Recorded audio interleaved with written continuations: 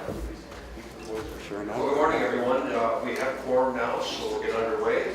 And welcome to the PanAm Stadium Sub-Committee meeting.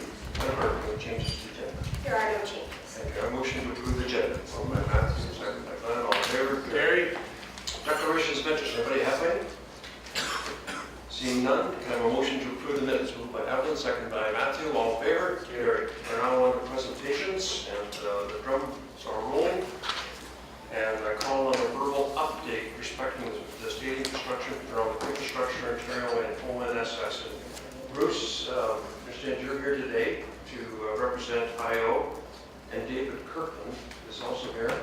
And so I'm going to turn it over to you, first of all, to IO to give us an update on where you are in substantial completion. That's what we're looking for. Okay, thank you, Councillor. So good morning, everyone, and thank you for the invitation to attend this morning. Beside me, as Councillor Ferguson mentioned, I have Dave Kirkland here from the Executive Vice President and Chief Operating Officer of Canadian. We're part of the construction joint venture.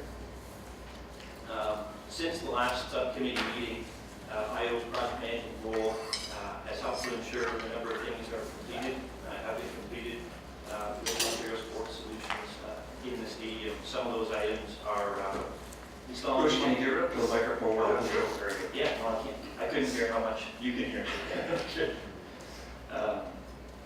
So some of the things that have been completed in the last period are installation of the final piping and exhaust systems for the 4 boilers for the system, installation of exhaust piping for the humidifier systems, installation of exhaust systems in the for an oven in the east stands concessions, as well as completing remaining IT cabling in the IT rooms, Wi-Fi device installations throughout the facility, architectural treatments, which you can see if you drive by on the east and west facades with the banners and the metal mesh.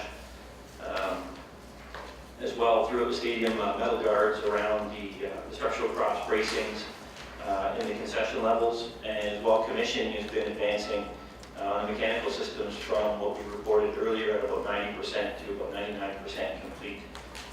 Final elements of the training programs have been ongoing, with some of the final training sessions to happen actually this week. And then, of course, in the background, while they're working on these other completion items, they're working away at their minor deficiency list to keep that as small as possible for when they're getting ready to apply for substantial completion. So another sort of big milestone, I'd say, that happened was they received building occupancy from the city building department just on about 10 days ago. And so that was obviously a huge and important step and milestone in getting closer to substantial completion. On Friday evening, I received an email from ONSS noting that they will submit a package to Infrastructure Ontario for substantial completion today. So I should be receiving that in my office sometime today. I guess just some other points. So when I was at the stadium last week, I really at the same time hearing some of these PanAm soccer draw information about which teams are playing, it really starts to strike you, right? It starts to strike you that this facility is going to be amazing for these competitions. As you walk around the facility, and Councillor Ferguson, I know you've been to the site quite a few times. I can see a lot of the general cleanup happening on the site. The floors are looking really good, and it's really coming together. I think, and as you'll know, we've delivered a lot of the major other venues for the PanAm Paraplan games, including obviously the Athletes Village, the Aquatic Center, centers, and we're proud of all of these facilities. The Velodrome. I guess I could say as well that from the start, this has been a joint effort with Infrastructure Ontario and the city staff and Toronto 2015 throughout the project, from developing the specifications early on and actually running through the competitive procurement process to where we are actually right now, at the tail end of construction. We've continued to be present, forthcoming with everyone on the issues, through monthly meetings, weekly meetings. So we're obviously very excited to get the project to reach completion. We know we're very, very close, and we continue to be committed to that goal on the project. And so that was that's what I wanted to share, I think, today. Dave, I don't know if you have some other details you'd like to add about construction progress. Probably best I just respond to any questions that you have. I think one thing Chris didn't mention was the progress on the remedial works on the caulk joints for the joints in the beaches, and that work has been progressing well to the extent that we'll essentially watertight on both stands, and expect that we're starting to put seats back in this week on the west stand, and I expect by the 8th it will be complete 100% on the watertightness, the remedial works. Okay, Gus Green, could you take a chair for a second, please? First question to you, David. Are you going to be applying for substantial completion today? The answer is yes. Is it going to be done in stages, or are you now complete? We're applying for substantial completion on the basis that the work will be complete as of May the 8th. Okay. Is the grouting finished on these stands? Sorry, could you repeat that? Is the grouting finished on the east stands? The grillage will be complete, the banners are installed, I believe. And do you fully expect to have substantial completion by May 8th and then turn the stadium over to us? That is our intent. Bruce, do you agree with that? So we know that there's been a lot of progress on the stadium the last few weeks, and we'll be reviewing obviously the application very carefully. We know that there are, from a facility completion of the base construction, I'm optimistic that they can get that part of the work done. We obviously have a couple of elements of furniture and fixtures and equipment that are probably not going to arrive until sometime in June. And so we as part of the review with the sponsors, with the city and 2015, have to discuss what we're going to do about those items. Bruce, can your compliant consultant not go in and certify the parts of the stadium that are complete? So run in tandem the completion of the deficiencies and the getting the certificate of substantial completion. Can that not be done together? It's a good point. So in fact, what we do when we review anything that comes in, we'll review for all of the elements that are required to meet completion.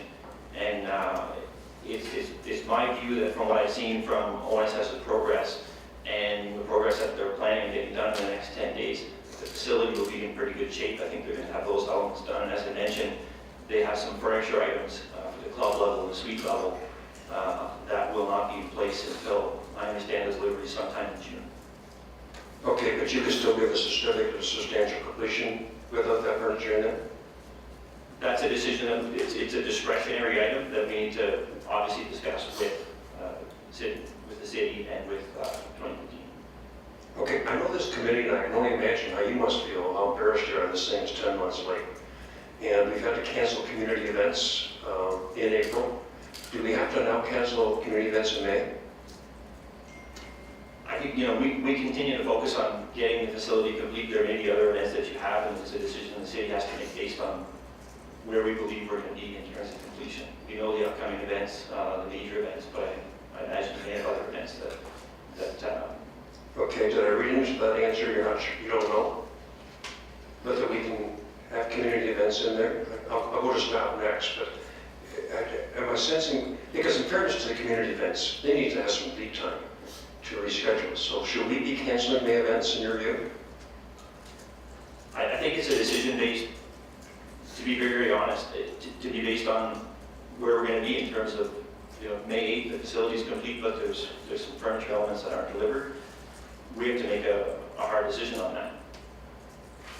Okay, I'll go with you then, Jerry. Jerry, are you prepared to, or is staff prepared to accept this stadium on a card-bill basis? Take the community rooms so we can run the community events, or what's your view on that?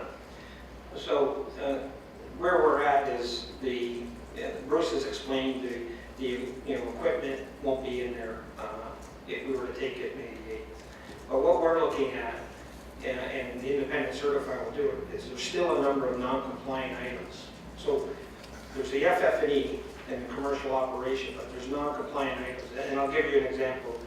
Space, the amount of space in the building is different than the specs. There's obstructed seating. There's between 700 and 800 seats where we provided they're obstructed. And so that makes the overall size of the, we said 22,500, we have to review that number. The soccer sleeves they're going in, hopefully they'll be done. The waterproofing is still taking place, hopefully it will be done. You know, there's the overall commissioning and then the training, which we're working on as well. So right now, these are still non-compliant items that has to be done before we would take substantial completion. The contract is very clear. Everything has to be done, which includes all the equipment. So, as was indicated, furniture may not be there till June. So if we were to look at a revision to that, we then have to look at the operations. And you have the ribbon board, for instance, and furniture. We then have to go out and rent it to host the events. That's a cost. How does that get handled? So there's all of these items. So the construction, while it may be almost complete, that doesn't mean it's substantially complete per the terms of the contract. And right now, we have not agreed to any amendments to the substantial completion requirements, and until we were sure, first of all, that all the non-compliant items have been addressed. And Ron Gatto, Jan Warner, Ron D'Angelo, Corley Secor, they're on site daily trying to determine that. So, you know, the May 8th, well, that's 10 days from today or from Friday, whatever it is. You know, I'm not confident that that will achieve substantial completion based on what I see today. Okay, I'll ask you the same question I asked IO and ONSS. Are May events at risk? Through the chair, yes, they are. Should we cancel them now? Because, you know, we want to have an opening of the stadium, we want to have an open house, and the community groups are looking to rent the public space in there. Do we need to cancel all that again, in your view? If we don't have the stadium, we can't host them. And the date of the stadium, you know, being May 8th, if everything came to fruition May 8th, we could host the events. And I hear you say in your view, we cannot carve out parts of the stadium and take them and assume those under the terms of the contract? So that's something that if all the non-compliant items were done, and so the carve-outs would be the FF&E. So if everything else was done and met the terms of the agreement, we would work with, it's co-sponsored, we'd have to work with Toronto 2015 on those items. But I'm not prepared to look at those now when I don't have a stadium that is ready for use. How do you fix 700 seats that have an obstructed view? So through the chair, the independent certifier has to come up with that analysis. Is it a monetary item over the life of the agreement? Because we're in a commercial agreement to provide $22,500 to our tenant, who will then, you know, that's an issue. So the independent certifier has to review that issue. In room sizes, that's a monetary thing too, is it? But they're not the right size? That's correct. Again, it has to be the independent certifier has to put a value on that for us. The police need to get in there and start preparing for the games. Is their ability to get in there and do their tests at risk, or are they okay? So I'll look to Robbie Gatto. I think they're May 20th to come in. So the police said we've arranged for them to go in. Okay, to ONSS, do you agree with that then? The police will have unobstructed access to the stadium? Or to IO, whoever feels they can answer that question? I think probably the contractor should answer if they own the stadium. The answer to that question, Councillor, is yes. Is yes? Okay. Yes. Well, at least a little bit of good news here. Okay. I'd like to put a motion to the committee in a few minutes, but I've spoken to it, so I cannot place the motion now. So I'll take the chair back, Councillor Green, and then I'm going to take it back, and I'm going to place the motion before the board, if I can. So I'll take the chair back. And is there any other questions that any other members have asked? Councillor Green. I have myself on the speakers list, and I don't believe there's anybody else at the time on the speakers list. But through you, Mr. Chair, I'd like to welcome the members of this committee. As a new councillor, the ward councillor of Ward 3, this project is right in my backyard. And through you, Mr. Chair, it's good to see that you're here. We've had 2 of these meetings. You haven't been present. It's left me having to go back to my community and ask, or basically find answers for things that I don't have answers for. And so through you, Mr. Chair, I'm wondering, I hear the word optimism. And I'm just wondering how 10 or 11 months into this, we're still talking about optimism. I'm wondering what, like, concrete to the community, because when these events get canceled, Mr. Chair, it's my community events that are getting canceled. And so I still don't have an answer. I'm not hearing it. It's not clear. Maybe it's because I'm new. I don't know. But I'd like to get very clear in terms of what the messaging is going to be to the residents of Ward 3, to the football tournament that got canceled, the Climate for Cancer that got canceled, and then the other future events, you know, perhaps at a bigger capacity that might be at Jeopardy now. I just want to make it very clear that this is not a city project. And I'm just wondering how they plan on taking some ownership of some of this. I think it's been clear that they're shooting for May 8th. Staff are skeptical. When I hear 700 seats obstructed, I can understand why they'll have trouble with getting substantial completion. But I heard May the 8th from IO and from the contractor, whether the compliance consultant will be able to certify that, or whether we can carve out pieces of the stadium that are compliant. But I hear from Jerry, and I'll certainly let you gentlemen answer this question again. He's skeptical that we can do it, that we can do anything in May. And of course, Toronto 2015 takes over the stadium on June 1st, and we don't get it back then until August 1st. But any, IO, ONSS have anything further to add to that? Yeah, I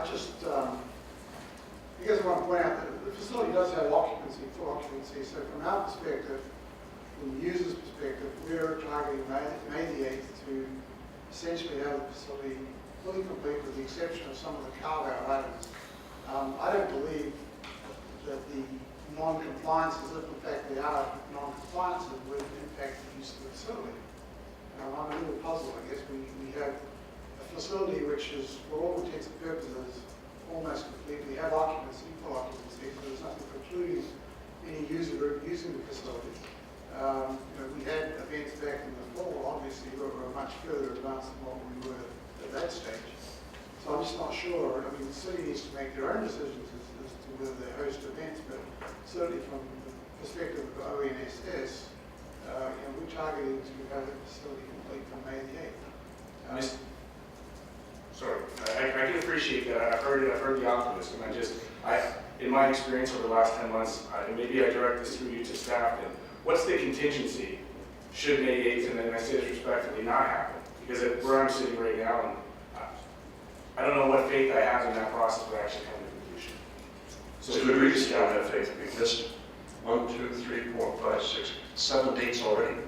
So, Mr. Chair, through you to staff, what are we doing in terms of the contingency should this not happen?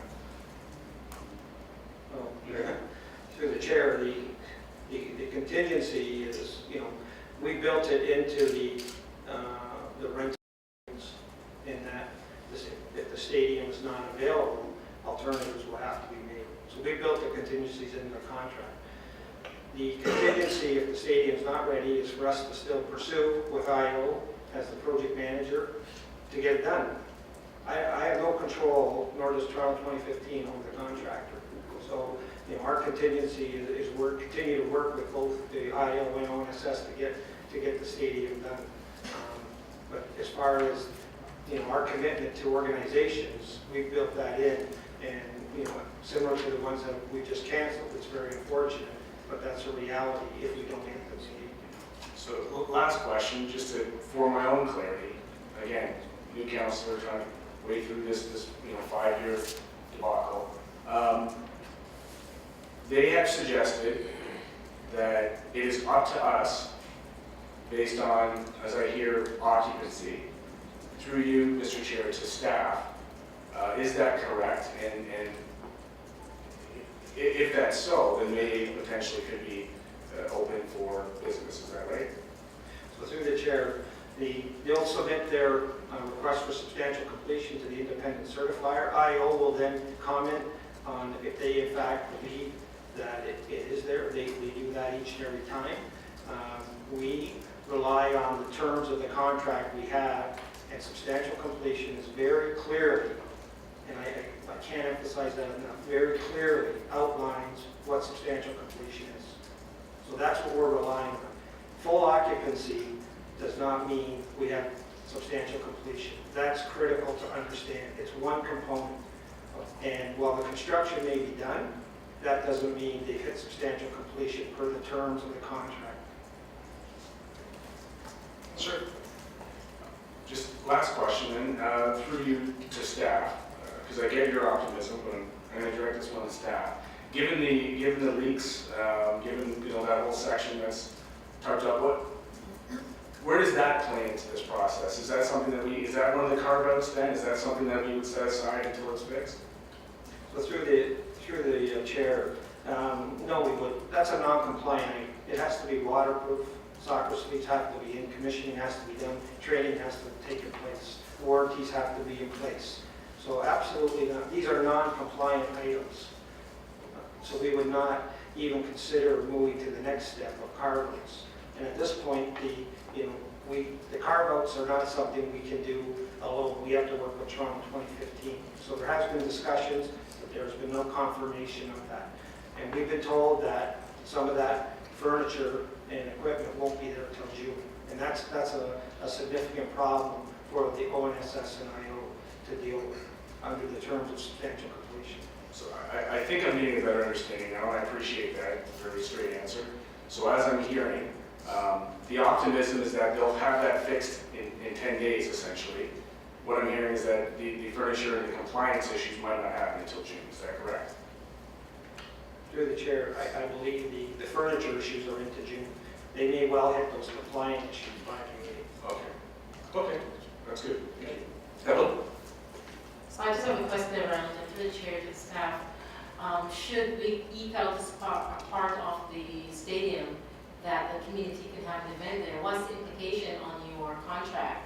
Does it mean that we have basically by default accepted the building now, or what? So, if I say I could use this room for the community event, but the work is not fully compliant, what's the implication for the city? So through the chair, the city can't use a room until we have the substantial completion. So no event will take place. The only events that have taken place or have been at the agreement of the contractor, Projectco, issuing a temporary use permit. The city has not requested any temporary use permits. Okay, I see no other speakers, so Councilor Green, I'll turn the chair back to you. Oh, go ahead. Sorry, I do have one question. And again, this is for my own clarity, so please bear with me here. The independent certifiers are the ones who are going to be making the ultimate decision. Is that correct, Mr. Chair? I'll throw you to IO. Can you answer that question? So yes, the independent certifier is the party independent from the two contract parties who will make the determination of substantial completion by way of a certificate. So they, as I understand, report to this committee in terms of stages of completion. In the last report, Mr. Chair, through you to staff or to our guest president, what is their opinion in terms of timelines? Is that part of the reporting back from the independent certifiers? Has there been any information from the independent certifiers that would support a May 8th date? Bruce, go ahead on that. So the independent certifier filed a report the last time a notice was issued, and the report details all of those items that need to be completed. And that's very much, from my understanding of the work I see at site, and Dave, I can ask you to comment as well, but the work I see on the site is to focus on those outstanding issues that were specifically named and listed in the independent certifier's report the last time. And so those are the elements, and I believe I won't speak for ONSS on this point, but I believe they're looking at having all of those items addressed for the May 8th date. Through you, Mr. Chair, if you Go ahead, comment. assess. Yeah. Yeah, that's correct. I mean, I think I might have mentioned earlier, we're a builder. And we're trying to turn out a facility that the city of Hamilton can use. The non-compliant issues are commercial issues which need to be resolved, but I think we're talking about two separate issues here. One is the use of the facility under full occupancy, and the second thing is resolution of some commercial issues as they relate to non-compliances such as they may be.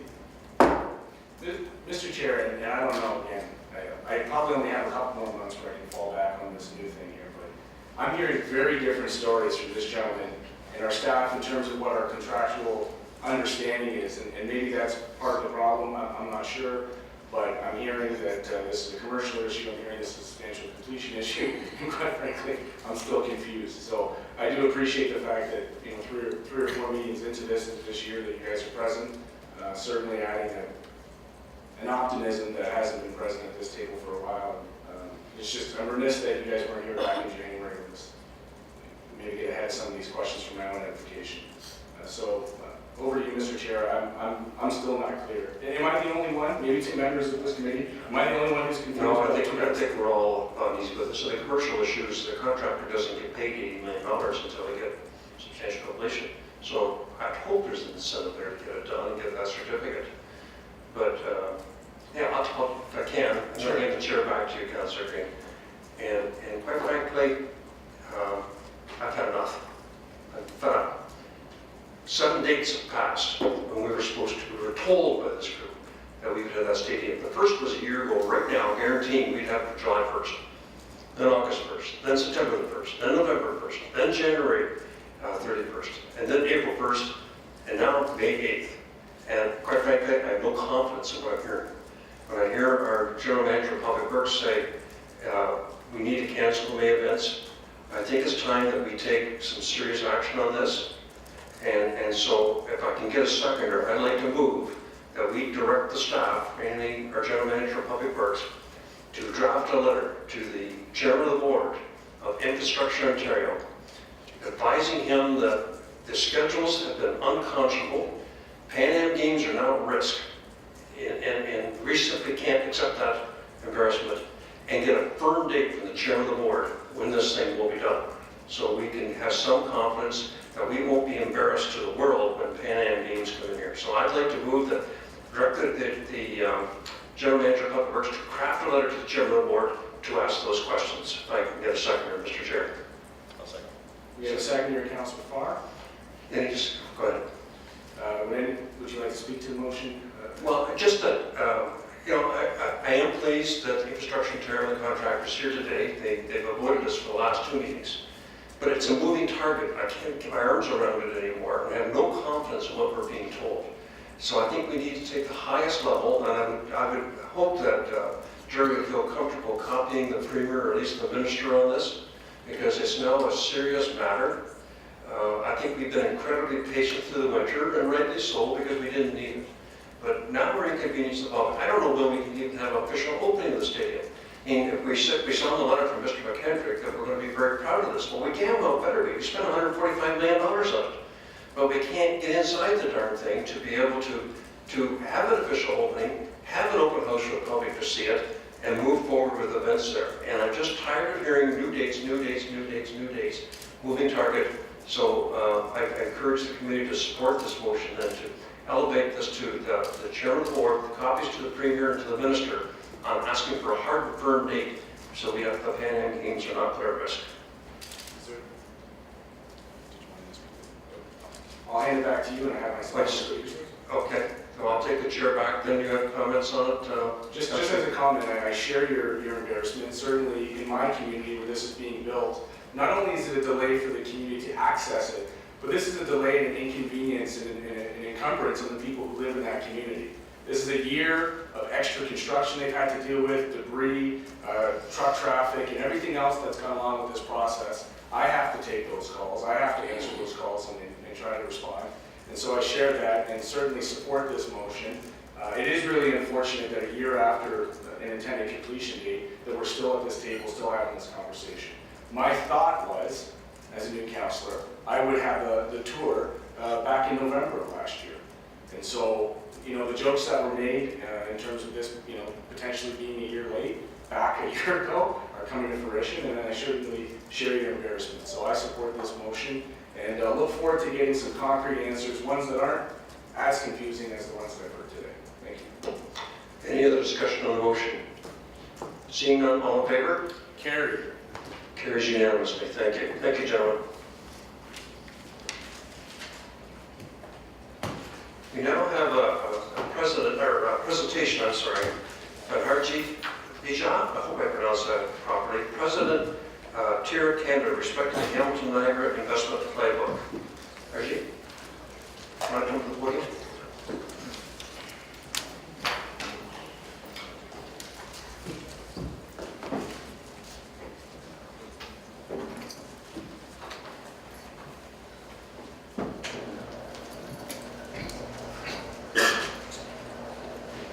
Good afternoon. Oh, sorry. Good morning, ladies and gentlemen. Just going to try to see if I can pop this up a little bit.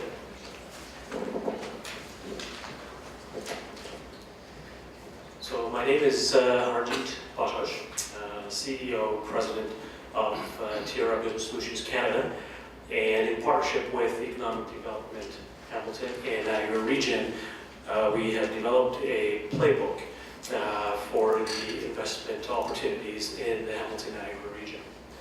The America's Investment Playbook is the official name that we've given it.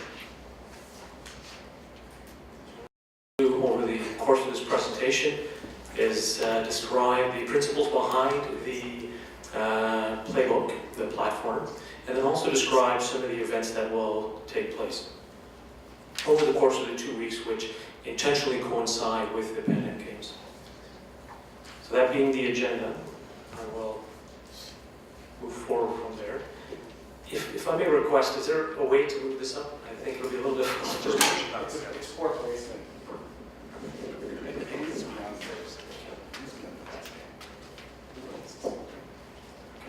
Okay, so we'll make do. The principle behind this investment series is to develop a mechanism by which we can attract the various business and government organizations that will be present here during the 2 weeks preceding even slightly the 2-week period of the PanAm Games. So Hamilton being part of the PanAm Games, but not the host, being a co-host or hosting some of the games, is in a unique position to capitalize without heavy investment on the business opportunities or the trade or investment-related opportunities that are coming this way. So this program is put in place in such a way that not only will it help during the PanAm Games, but the templates, etc., that are developed would also be utilized for other similar sort of events, be they supporting events or even non-supporting events.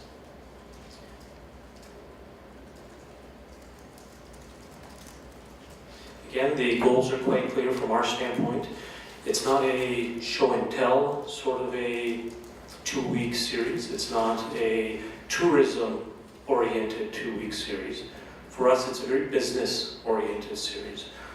We want to be able to highlight and profile what we have in Hamilton from a business perspective. So the work for us started in February, and over the period of time until the 2-week period of the PanAm Games, we are developing this program, reaching out to the various governments, the consulates, our consulates that are residing in host countries, Pan-American countries, and their consulates that are on this side, to see if we can develop interest for potential investment in Hamilton, geared specifically to certain sectors that we're attracting, and those sectors are listed there. So advanced manufacturing, ICT, digital media, food and ag, real estate as well for the Hamilton region. Taking a half a step back, these are the 3 partners. So we've got Hamilton Economic Development. Again, their role is to develop the program, to do the reach outs. Niagara would be the same. Again, we're looking at this as a corridor. Niagara is following suit.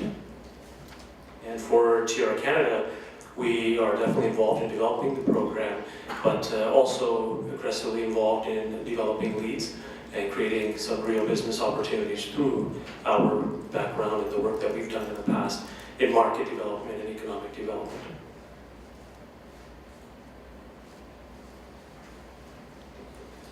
Those are the 7 different events that will take place during the course of the 2 weeks. So interactive manufacturing tour, Niagara Day for Niagara, food and agriculture familiarization tour, Hamilton Day, ICT digital media familiarization tour,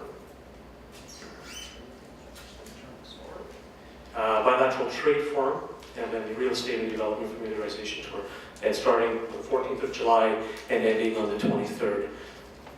Most of these are actually going to be tours that go across from Hamilton to Niagara, or Niagara to Hamilton, depending on the right logistics.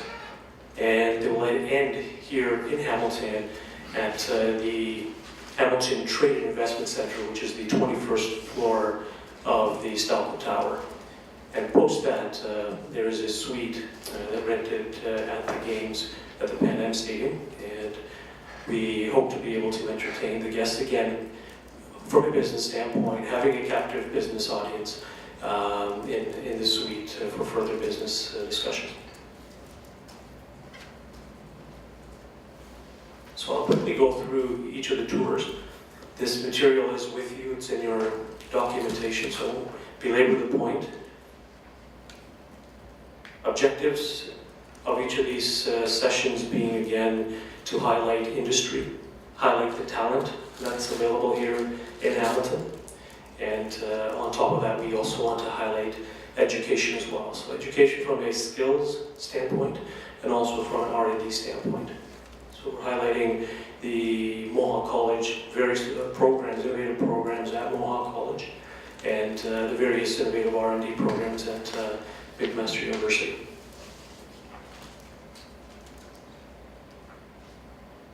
Quick highlight of the tour. Again, all that information is present, and there is a detailed itinerary that we are developing and have developed actually pretty much to completion. So I just move through Niagara Day. Food and Ag familiarization tour. Same concept again, we're the same sort of profiling. It's business profiling, trade profiling, investment-related profiling. Same audiences we're going after, again, industry, we're looking government organizations. And the tour, again, has been developed to the most extent, and will look at the various uniqueness that we have in the Hamilton region, and of course, in the Niagara region as well. Hamilton Day is definitely it's an opportunity for further networking and looking at further opportunities, but it's also a celebration as well. During this day, we hope to be able to announce at least one major signing, bilateral sort of signing. We're expecting that the Mayor of Hamilton, Mr. Eisenberg, would be present at that day.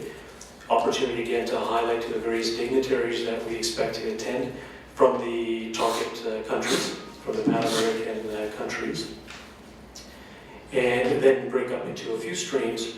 The stream that obviously we would be interested in would be taking the dignitaries to certain parts of Hamilton to further highlight at a higher level opportunities for investment, trade, and business.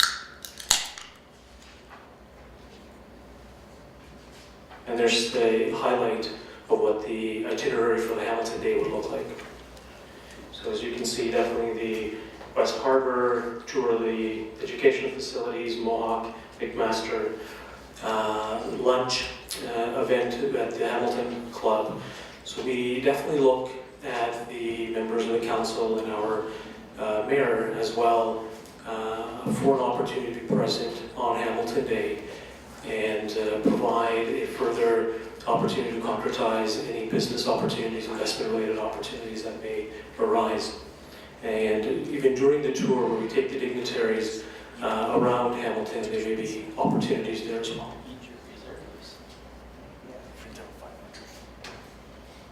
ICT and digital media familiarization tour.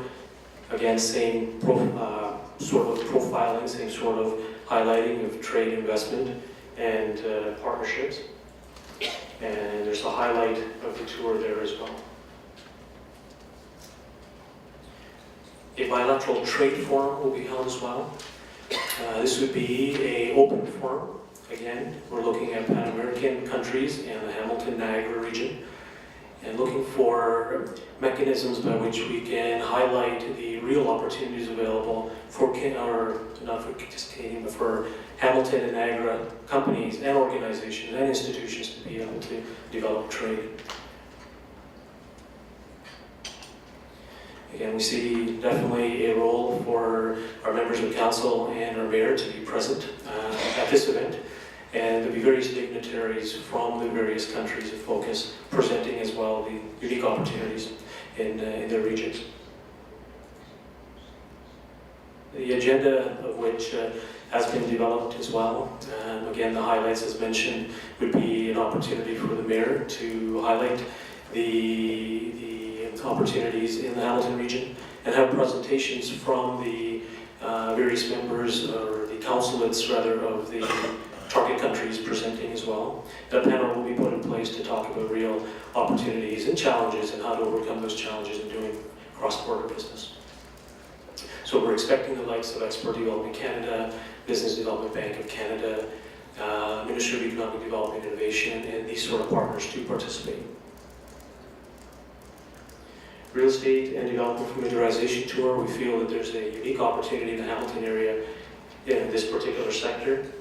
Again, a tour will be highlighted, and various areas will be targeted. All of that information, synopsis of that information rather, is available in your deck. So we're taking a pretty aggressive approach to marketing this out. So profiling and marketing is going to be key. As mentioned, there are various summits taking place prior to that, so we definitely will be piggybacking on those and doing presentations out to the province. But we do want this program to stand on its own legs as well. So typical marketing mechanisms, social media marketing mechanisms will be utilized, traditional mechanisms as well. Website has been developed, it will go live in a few days.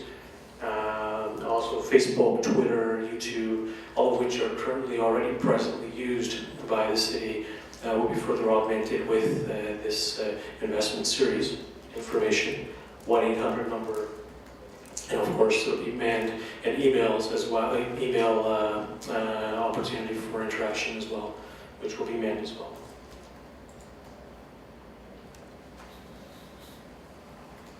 So key performance indicators, we'll make sure that at the end of the day, we do hit success, and success is measured in some way. So we want this to be, naturally we want there to be great turnout at this event, so that's one mechanism of measuring it. But going beyond that, we would like this whole program to sustain. So the measurables at the end of the day will be about how well we were able to use that 2-week period as a takeoff. It's not the end of the program, rather we're looking at it as the start of the program and the business that it should generate for many years beyond that. It's the end of the presentation. If there's any questions, we'll certainly field them.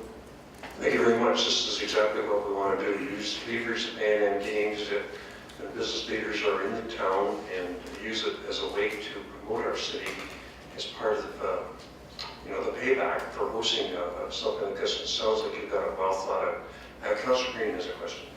Thank you very much, Mr. Chair. I'm wondering how the opportunities, real estate, industrial, and otherwise, have been broken down in terms of the wards or the geographic areas of the city of Hamilton.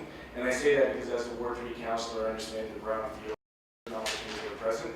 Is there an opportunity for the councillors each to get kind of a breakdown in their ward, what opportunities that have been identified through this report, so that during the course of this, in conversation and otherwise, we're given the opportunity to advocate on some of our opportunities in our ward?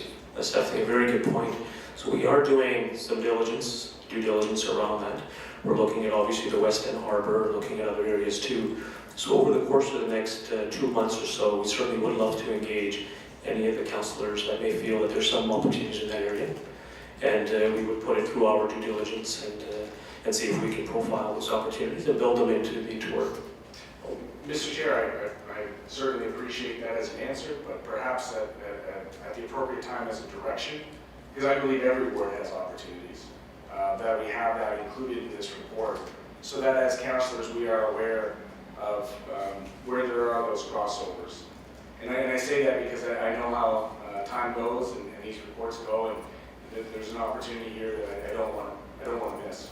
So just for clarity, I think you're asking that anytime there's something that's going to happen in a specific ward, that the ward council be notified. Is that your ask? No, sir.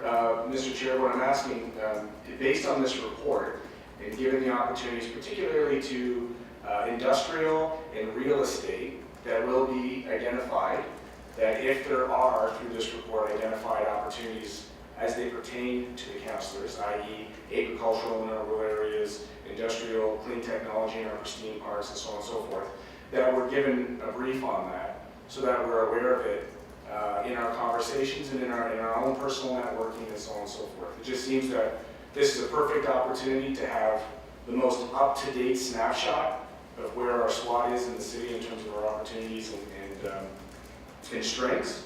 And I just think that it'd be a great file for each councillor as it pertains to this report to have ready, versus a global kind of high-level understanding of you know, all the sectors as they're broken down. Okay, is you clear on the ask then? I think so. I think I understand what Mr. Green is saying. So I think the channels, communication channels that are available can be utilized, and if there's other opportunities presented, we certainly will. So just to clarify from our standpoint, we're taking a very business approach. Sure. Right? So we are scouring the area and identifying what would be the most attractive real estate elements that we can build into the tour. But that's not to say that we're excluding anything. So even during the tour, even though we show certain areas, we will be highlighting the other elements of Hamilton. And so if there's mechanisms to communicate that back, natural mechanisms that are already in place, they can be utilized, and other elements can be put in place. So I think definitely getting feedback and providing feed forward to the various councils makes sense. As an entrepreneur, Mr. Chair, my antennas are up on this, and I just want to make sure that I don't miss an opportunity, given that we have this, you know, kind of world-class analysis. The other thing I'd like to suggest is that at whatever appropriate committee, we move that microphone and get it actually anatomically correct for speakers, because I can see you probably going to need to see a chiropractor after today's meeting. Might help a little, yeah. Okay, any other questions? Glenn?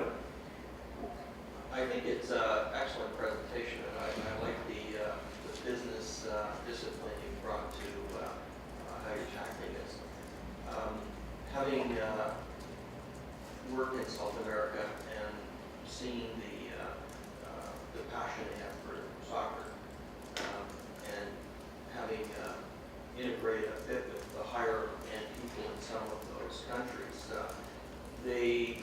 I'm sure it's not lost on you, but soccer is the #1 thing that's coming here for. So making the soccer experience at the stadium special is what would drive someone to come here. And I know I've got a number of people that have been waiting to see the schedule before they even consider whether they're coming. So now my mind is kind of moving to sales, and I'm thinking, well, you know, what can I sort of send these people that would, you know, and sending them a package saying, you know, you can go on some tours is one thing, but I think telling them they're maybe going to be able to get on the field for half an hour and look around or things like that. I think there's the soft side of trying to upsell this, that just because I know some of the cultural things, and my friend John's on who's head here, so I think he kind of understands it as well. So I think that's one part I want to consider. The other thing is just that for people like me that are just a business person who does have some contacts, it's nice to know like who has already committed to, let's say, coming from Chile, and then, you know, when going to other people, to be able to say, well, the minister is coming, and they all know these guys, so they're coming, you know, and so there's an opportunity, I think, for people in our community that, like Foxcroft, you know, I don't know if he's South America yet, but I mean, he knows a lot of people, that there's an upselling feature to this, and you're at a moment in time where you really don't have a lot of time to throw this up, so I would just offer those two things up to you. Thank you. Gene? So looking at both of your comments, the first comment, you're bang on, the cultural intelligence piece is very important when doing cross-border business. The soccer piece is definitely very, very important. At the end of every day, we are taking the delegates to the suite at the stadium to watch the soccer game. And we hope to be able to look at creative ways to get them on the field too. I know there's some sensitivity around the PanAm brand and that sort of thing, but we're looking to see how we can get them engaged. So definitely that is a good anchor, just like hockey is for us here in Canada. It's the same sort of concept in the South, so it's a very good point. Your second comment about engaging the business community also is very important to us. We do have a plan to do an outreach. We feel that when we do that outreach in a broadband way, we should have our site, our playbook, our postcards, etc. available. So that information will go out to individuals like yourself, Mr. Gibson, who we've earmarked, because of your reach out into the south. And then in a broad way, through the councils, through the high commissions, we're reaching out to the businesses as well. So there will be a blitz that's done that way. And then an ongoing manning of responses. So we're going to take a very serious approach to this. Templates are created to document every contact out and every contact in, so that it sustains over a period of time. It doesn't end after the 2-week period of the series. Okay, I see no more comments or questions, so motion to receive, moved by Jason, second by Matthew, all in favor, carried. Thank you very much for the Thank you. presentation today. Thank you very Appreciate it. Well done. Okay, we'll move on to discussion items. Item 8.1 is report number 15-033, respecting all things PanAm. Corey, do you have anything further you want to add, or is that everything's in the report that we need? So the report is before you, and if there's any questions, if not, just need a motion to approve it. So moved by Councillor Green, seconded by John Gibson. Discussion? All in favor? General information. Are there any matters of general information or other business?